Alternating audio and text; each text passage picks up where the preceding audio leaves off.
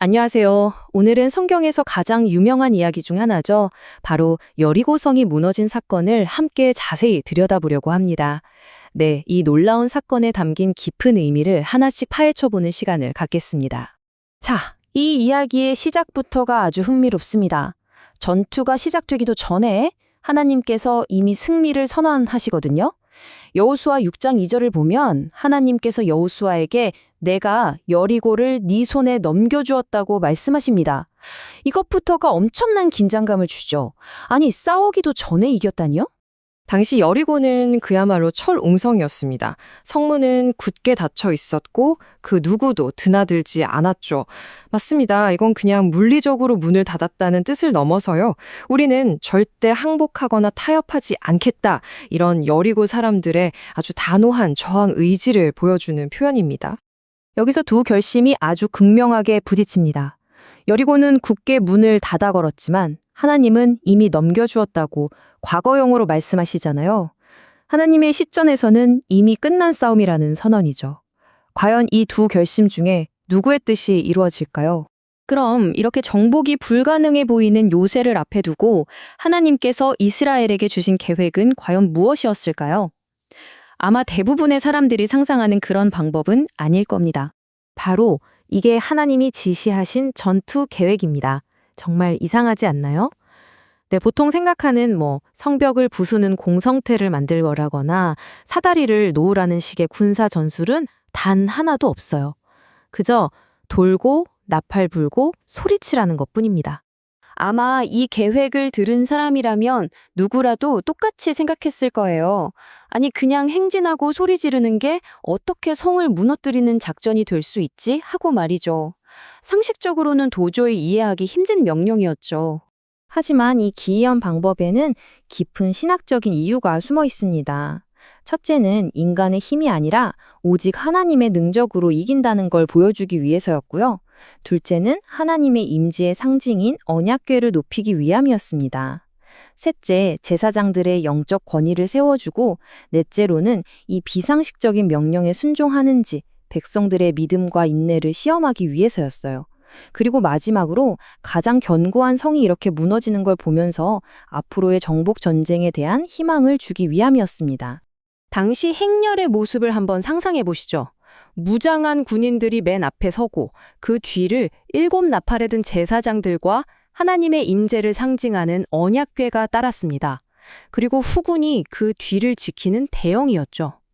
이 행렬의 가장 중심에 언약궤가 있었다는 점이 아주 중요합니다. 그리고 여호수아는 백성들에게 마지막 날까지 절대 침묵하라고 명령합니다. 왜 그랬을까요? 그건 바로 모든 사람의 주의를 시끄러운 함성 소리가 아니라 오직 거룩한 나팔 소리에 집중시키고 경건한 마음으로 하나님의 역사를 기대하게 만들기 위해서였습니다. 첫째 날의 풍경을 한번 그려보세요. 거대한 여리고 성벽을 배경으로 이스라엘 백성 전체가 아무 말도 없이 그저 묵묵히 성 주위를 한 바퀴 돌고 다시 진영으로 돌아가는 겁니다. 참으로 기나긴 기다림의 시작이었죠. 그리고 이 이상한 행진은 하루도 빠짐없이 엿새 동안 계속됩니다. 네, 매일 똑같이 성을 한 바퀴 돌고 돌아오는, 겉보기에는 아무런 의미도 진전도 없어 보이는 행동이 계속 반복된 거죠. 성 안에서 이 모습을 지켜보던 여리고 사람들의 반응은 어땠을까요? 아마 처음 며칠은 저들이 대체 뭘 하려는 걸까 싶어서 두려워했을지도 모릅니다. 하지만 시간이 지나면서 이스라엘의 저 이상한 의식이 아무런 해도 끼치지 못한다고 생각하면서 오히려 비웃고 조롱했을 가능성이 아주 크죠. 정말 중요한 사실은 엿새 동안 하나님의 말씀에 순종했지만 눈에 보이는 결과는 전혀 없었다는 겁니다. 성벽에는 아주 작은 금 하나 가지 않았죠. 이것이야말로 진짜 믿음의 시험이었습니다. 드디어 7째 날이 밝았습니다. 이날 이스라엘 백성은 지난 엿새 동안의 노력을 모두 합친 것보다 더 많이 성 주위를 무려 7바퀴나 돌았습니다. 이제 모든 준비가 끝나고 이야기의 절정이 다가오고 있었습니다. 7바퀴를 다 돈 후에 여호수아는 마침내 외치라고 명령합니다. 그런데 이 외치는 그냥 소리를 지르는 함성이 아니었어요. 이것은 승리를 주실 것을 믿는 믿음의 외침이었고 이미 승리를 주신 것에 대한 감사의 외침이며 하나님의 도우심을 구하는 기도의 외침이었습니다. 그 순간 온 이스라엘 백성이 엿새 동안의 긴 침묵을 깨고 한 마음으로 소리를 질렀습니다. 하늘을 뒤흔드는 거대한 함성이 여리고성을 향해 터져나왔죠. 그러자 정말 믿을 수 없는 일이 일어났습니다. 그 견고하던 여리고 성벽이 그대로 주저앉아서 평지처럼 되어버린 겁니다. 순종의 결과로 나타난 기적이었습니다. 여기서 우리가 꼭 짚고 넘어가야 할 중요한 개념이 하나 있습니다. 바로 헤렘이라는 히브리어인데요. 온전히 받쳐진 것이라는 뜻입니다.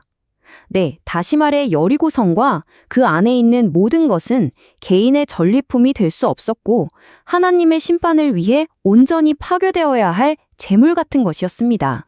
그래서 성벽이 무너진 후에 따라야 할 구체적인 지침들이 있었습니다. 성 안의 모든 생명체는 다 멸하고 오직 약속대로 라합과 그 가족만은 구해야 했죠. 그리고 은, 금, 구리, 철 같은 귀금속들은 하나님의 곳간, 즉 성막의 재산으로 구별하고 그 외의 다른 물건에는 절대 손대지 말라는 것이었습니다.